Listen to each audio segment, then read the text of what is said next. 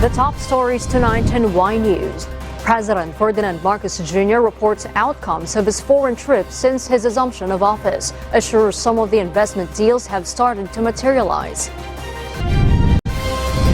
The Department of Foreign Affairs condemns Chinese Coast Guard's tagging of a military laser light at BRP Malapascua and its crew in Ayungin Shoal. Department of Foreign Affairs assures the welfare of Filipinos in Syria following the magnitude 7.8 earthquake that claimed thousands of lives. And the United Nations or UN appeals for more than $1 billion in funds for the earthquake relief operation in Turkey. Good evening, Philippines and the world. Today is Friday, February 17, 2023. Join us in the next hour as we deliver today's top stories around the Philippines and in other parts of the world. We are also seen in 1,935 satellite monitoring centers nationwide and via live streaming worldwide through the UNTV News and Rescue social media channels. I am Hardy Delgado. First in the news. President Ferdinand Marcos Jr. reported the outcomes of his foreign trips since his assumption of office. According to President Marcos Jr., some of the foreign investment deals have started to materialize. Nel Maribohok will tell us why. President Ferdinand Marcos Jr. said that Memoranda of Understanding or MOUs signed during his foreign trips have materialized. This as the Marcos administration go into the details of the foreign travels intended to attract more investors. So we're starting to go into the details of all of those MOUs and LOIs that people have seen us witnessing, mga pirma-pirma and exchanges of different countries. According to the Presidential Communications Office, Trade and Industry Secretary Alfredo Pascual told the chief executive that a total of 116 projects worth $62.9 billion or 3.48 trillion pesos were generated from his foreign trips. A total of $4.349 billion or 239 billion pesos have materialized with the companies in various stages of implementation of the projects in the Philippines. PBBM said there are still many things that should be resolved, particularly in rules and regulations that are not investor-friendly to avoid future problems for businesses. Marami kaming nakita na kailangan baguhin yung ating mga rules and regulation kung minsan ay hindi masyadong sympathetic sa mga investor. Tapos yung mga bagay-bagay na nakikitang naming problema at sinasabi ng mga investor isagabal dun sa kanilang pag-invest is also something that we listed down. Nel Maribohok, UNTV News and Rescue. We serve the people, we give glory to God. The Bureau of Corrections or Bucor clarified that they will not transfer the New Bilibid Prison or NBP to Masungi Geo Reserve in Tanay Rizal. Dante Amento tells us why. Bureau of Corrections or Bucor Acting Director General Gregorio Catapang Jr. explained the plan to build the Bucor headquarters to Masungi Geo Reserve in Tanay Rizal. This is contrary to the allegation that they will transfer the New Bilibid Prison or NBP to the area. Baka na-misinterpret ng mga tao na sabi doon daw ililipat yung mga nakakulong na PDL. Hindi namin ililipat doon. We will just put up the office.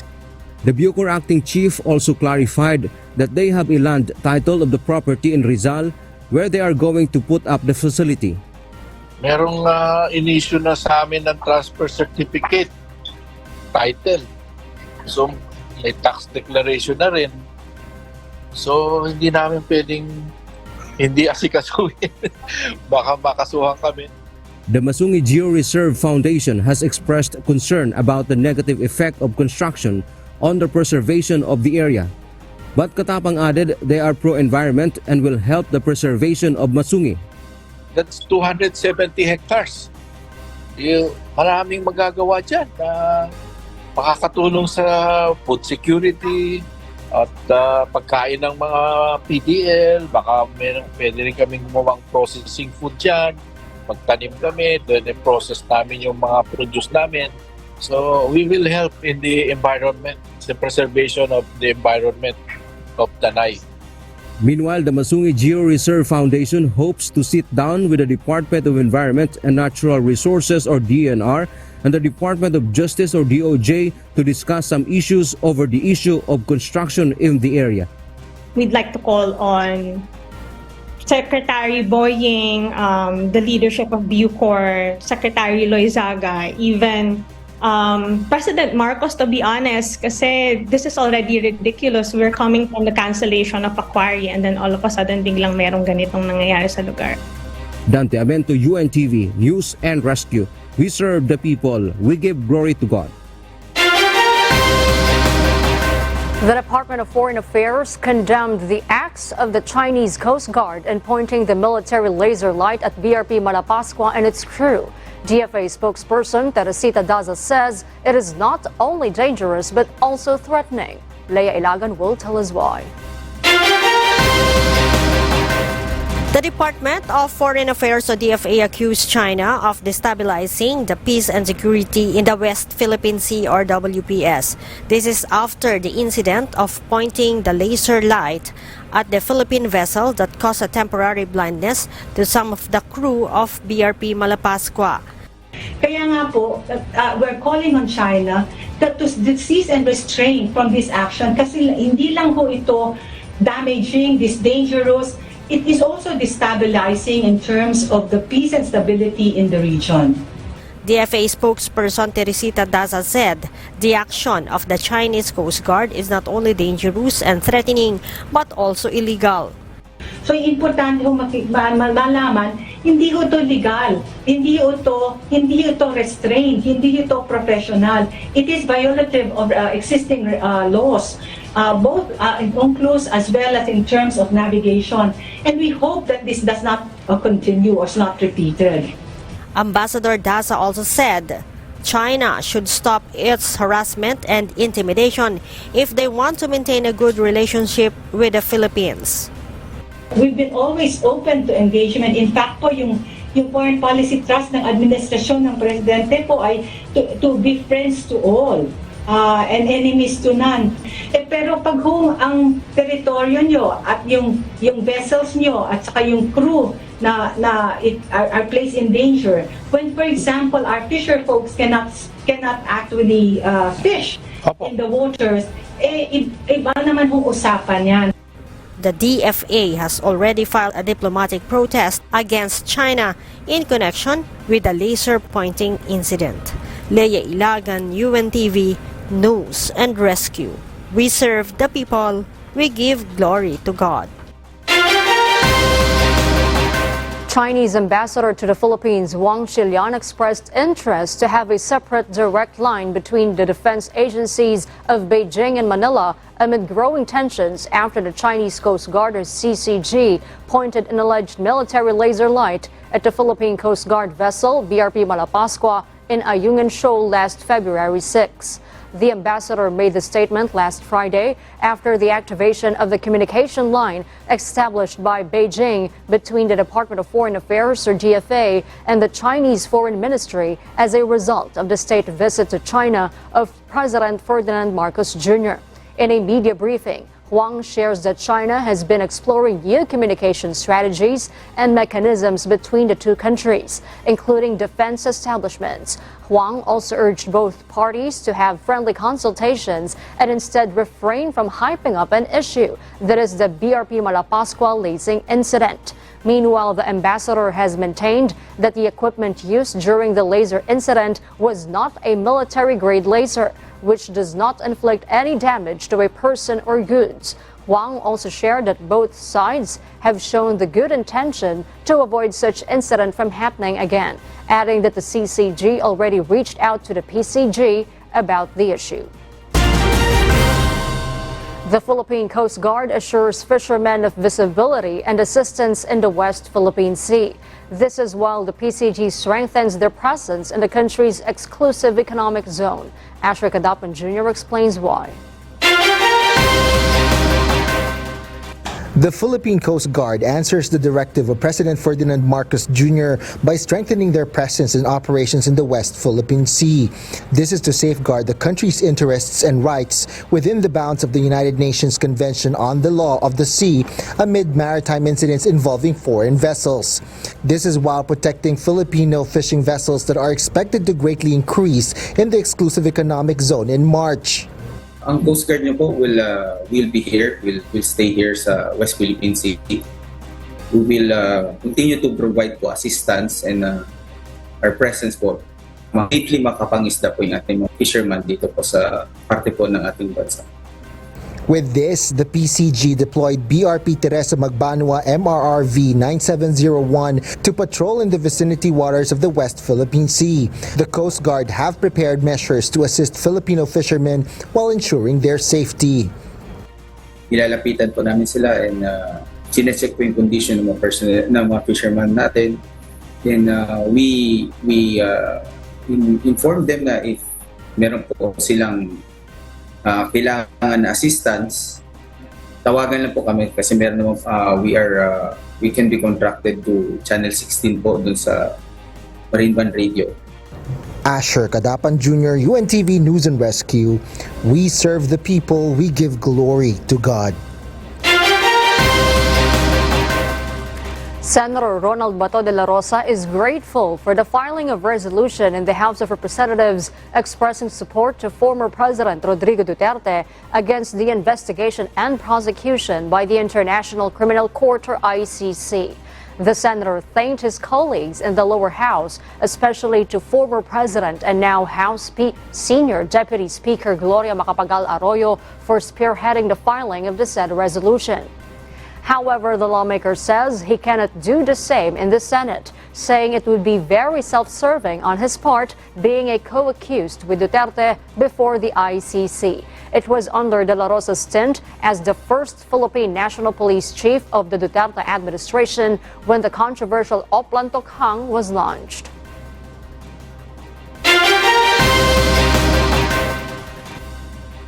And for our news abroad, 2 days after launching a $400 million appeal for Syria, United Nations or UN has requested for more than $1 billion in fund for the earthquake relief operation in Turkey.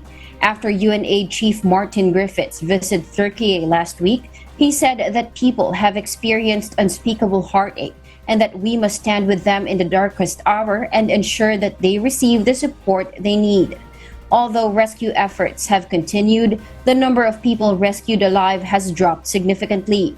The Turkish government has promised to investigate those who are responsible for the collapsed buildings, and they have detained more than 100 suspects, including developers. Families who are still waiting to retrieve their lost relatives blame the corrupt building facilities and flawed urban development, which caused the disintegration of thousands of homes and businesses. So far, the tragic earthquake has taken the lives of more than 36,000 people in southern Turkey, while Syria reported 5,800 deaths.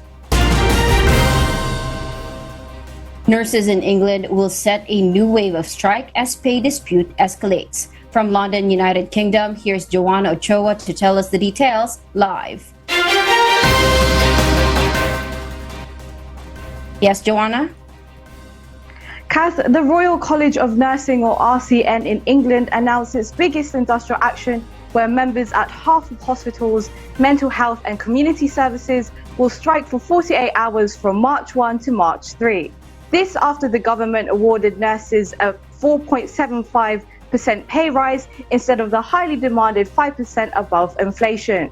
Hundreds of services within key areas like critical care and chemotherapy will also take part in the strike action. Other health professionals or nurses who aren't members of the RCN were asked to cover those on strike. However, ministers have criticised that the nursing union is putting patients at risk.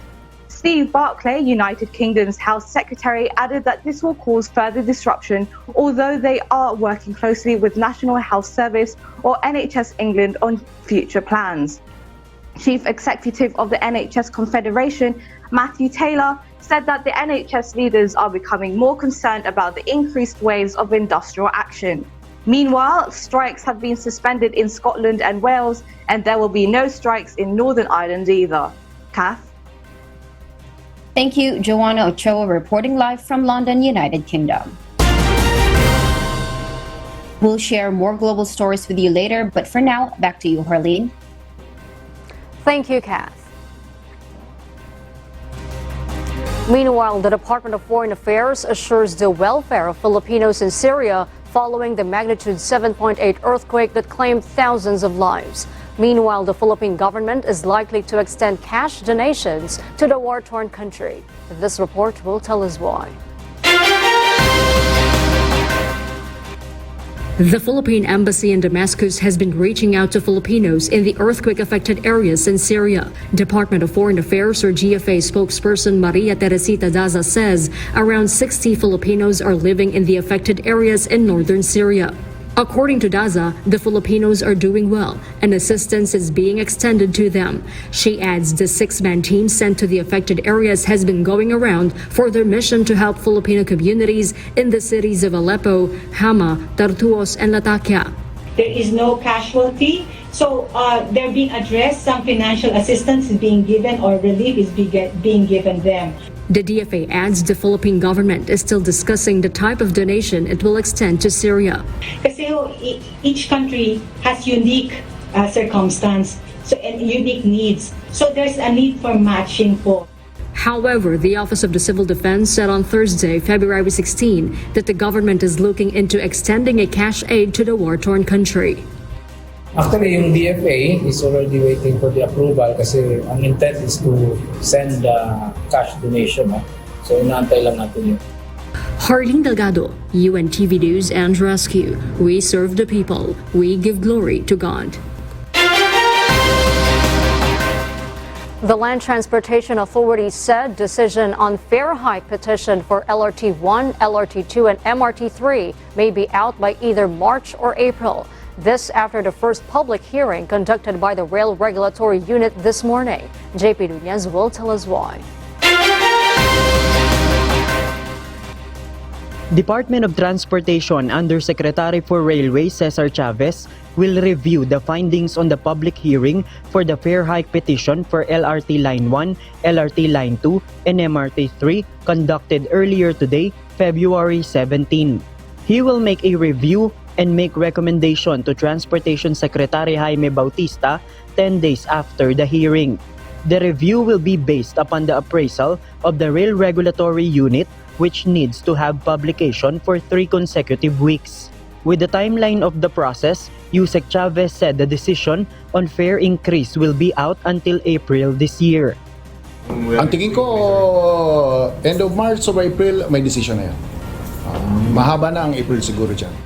Petitioners of fare train adjustment explains that the fare increase will revitalize revenue generation of the railway lines to improve their services and operations for the benefit of riding public. During the hearing, they have presented their fare petition and justified why they need the approval of the DOTR. We're operating at a loss dahil nag-pandemic, 2020, 2021, bagsak yung ridership natin. It's been 8 years na tumaas lahat. Yung presyo ng kuryente, which is our third largest input, nagdoble na halos from 3 pesos, nasa 6 pesos na yata siya. So yun yung justification. Kailan kami last na nag-increase? 2015 pa. Among the stakeholders present during the public hearing were Bagong Alyansang Makabayan, Kilusang Mayo 1, National Center for Commuter Safety and Protection, National Union of People's Lawyers, Kabataan Party List, Akbayan, and other civil society organization. The opposition insisted that it is not timely to have fare increase on trains as economic workers and students will relevantly be affected.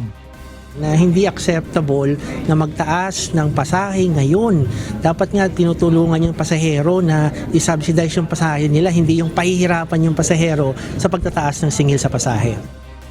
Sa tingin po namin ay hindi po napapanahon yung pagtataas ng fare dito sa MRT at LRT dahil sa kasalukuyan po talagang napakababa ng sahod ng mga manggagawa sa kasalukuyan. The position papers and manifestations of the petitioners will be submitted to the Rail Regulatory Unit and will be approved or denied by Transportation Secretary Jaime Bautista. JP Nunez, UNTV, News and Rescue. We serve the people, we give glory to God. The Department of Transportation and the Philippine National Railways is now coordinating with the Land Transportation Franchising and Regulatory Board for possible alternative transportation for passengers that will be affected by the 5-year operation halt of PNR. Janice and Henta will tell us why. The operation of the state-owned Philippine National Railways or PNR will be halted to give way to the construction of the 55-kilometer north-south commuter railway project of the Department of Transportation or DOTR. The construction may affect some PNR routes from Governor Pascual in Malabon to Calamba. Pinag-aralan ng mga consultant, delikado sa tao. Yung habang may construction, may dumadaan. Second, mas mahal, mas magastos. O pinag-usapan namin ang tatlong options na inilatag ng technical experts at ng PNR at makailang ulit na diniscuss sa LTFRB. That is why the DOTR and PNR has been preparing the possible alternative transportation for passengers that will be affected by the PNR operation suspension. According to DOTR Undersecretary Cesar Chavez, they are now coordinating with the Land Transportation Franchising and Regulatory Board or LTFRB. Sensitive kami doon sa kung saan nasanay yung mga workers, kung saan nasanay yung mga estudyante, kung saan nasanay yung mga professionals na sumakay, Magallanes, Buendia, Paco, Santa Mesa, sa ating mga estudyante sa PUP. Doon dapat may pick up na mga bus sa kanila. According to USEC Chavez, one of the options that they are looking is the additional bus routes. However, it clarified that commuters should understand that bus fare is slightly higher compared to PNR. In a statement released by the railway system, the suspension of the PNR operation will begin in May on the route from Alabang, Muntinlupa to Calamba, followed by the suspension of the travel in routes from Tutuban to Alabang by October. According to PNR, around 30,000 commuters will be affected by the operation suspension of the railway system. Janice and Hente, UNTV, News and Rescue. We serve the people, we give glory to God. The Department of Agriculture has filed agricultural smuggling against the captain and crew of MV Sunward on February 9. Authorities inspected the ship last January 13 in the vicinity of Bawan and Mabini Bay in Batangas. They discovered 4,000 metric tons of refined sugar that is worth 400 million pesos from Thailand. According to the Department of Agriculture, Office of the Assistant Secretary for Inspectorate and Enforcement, it has no import permit from Sugar Regulatory Administration and notice of arrival from the Bureau of Customs. Among the crew members include a Filipino, 6 Indonesian, and 7 Chinese nationals. Flying objects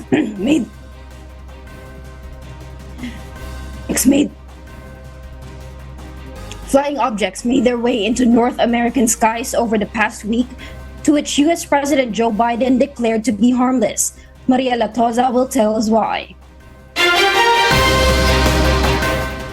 United States forces recently shot down a flying balloon in South Carolina as it entered the country. Not knowing where it came from, many believed it was a Chinese spy balloon. President Joe Biden of the United States has denied these claims as there's been no evidence to prove that it came from China, expressing no interest in entering a Cold War with the nation. According to an assessment of the intelligence community, the objects which also entered Canada are linked to private sectors with intentions of studying weather and research, President Biden stated. The mysterious objects were not manned and had no communications to send signals, according to the White House National Security spokesperson John Kirby. Meanwhile, as tensions between the U.S. and China continue to increase, President Biden is expecting to hold discussions with President Xi Jinping in the near future. Mariel Latoza, UNTV News and Rescue. We serve the people, we give glory to God. And those are the reasons behind the news in other parts of the globe. I'm Kat Tumaraos, live from Bangkok, Thailand. Good evening. The Department of Agriculture and the local government units inspected markets in Metro Manila. This is part of the intensified price monitoring of authorities, especially for onion. DA recently set suggested retail price or SRP of 125 pesos per kilogram for imported red onion. As of this date, around 23 notices of violation have been issued and submitted to the adjudication team. Retailers will be given chances to explain. Meanwhile, the Philippine Competition Commission, or PCC, also investigates possible presence of cartel in the onion industry amid high prices of the commodity. PCC said that violators may be fined up to 100 million pesos and imprisonment up to 7 years. But these would be tripled if products involved are agricultural commodities. For those watching our live streaming on YouTube, please click the subscribe button you see on your screen and ring the bell for notification. You may also follow us on Facebook.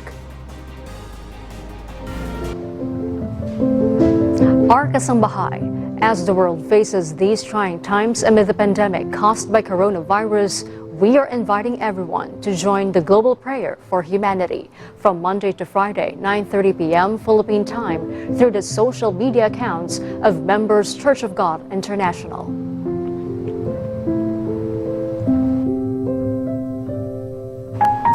And before we close, we will leave you with a word, giving glory to God. From the book of Psalms, chapter 119, verse 32. It says, I will run the way of thy commandments when thou shalt enlarge my heart.